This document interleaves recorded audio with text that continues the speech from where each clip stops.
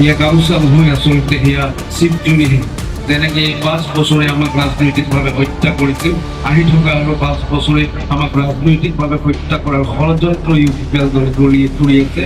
এই গামোচাখন আপোনালোকে সন্মান বুলি নাভাবিব, আপোনালোকৰ গলত মই পুনৰবাৰ কৈছোঁ চিপজুৰি এডাল এডাল ওলোমাই দিছে। তেনেকা ক'বলৈ নাপায় আৰু যদি তেখেতসকলৰ দলত এইবিলাক এলাও আছে মইতো নাজানো, কিন্তু আমিতো সন্মান কৰোঁ, শ্ৰদ্ধা কৰোঁ। এতিয়া দাদা এজনে ইয়াত গুৰুজনাৰ কবিতা লিখি মোক গামচা দিছে, এইটোতো ফাঁচি হ'ব নোৱাৰে। এইটো আজিৰ দিনটোত মোৰ চবচে ডাঙৰ আশীৰ্বাদ এই গামচাখন। গুৰুজনাৰ কবিতা লিখি মোৰ ডিঙিত দিয়া, ইয়াতকৈ আৰু শ্ৰদ্ধা মই সন্মান ক'ত পাম মই।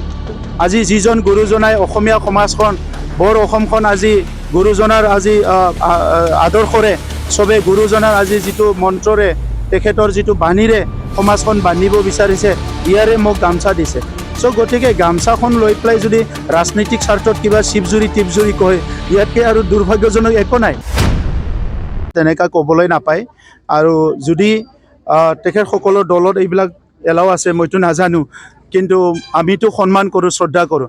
এতিয়া দাদা এজনে ইয়াত গুৰুজনাৰ কবিতা লিখি মোক গামচা দিছে, এইটোতো ফাঁচি হ'ব নোৱাৰে, চিপজুৰি হ'ব নোৱাৰে, এইটো আশীৰ্বাদ হয়। এইটো আজিৰ দিনটোত মোৰ চবচে ডাঙৰ আশীৰ্বাদ এই গামচাখন। গুৰুজনাৰ কবিতা লিখি মোৰ ডিঙিত দিয়া, ইয়াতকৈ আৰু শ্ৰদ্ধা মই সন্মান ক'ত পাম মই।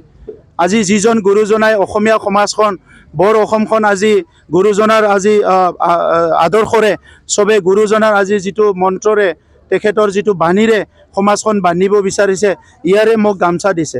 চ' গতিকে গামচাখন লৈ পেলাই যদি ৰাজনৈতিক স্বাৰ্থত কিবা চিপজুৰি টিপজুৰি কয়, ইয়াতকৈ আৰু দুৰ্ভাগ্যজনক একো নাই।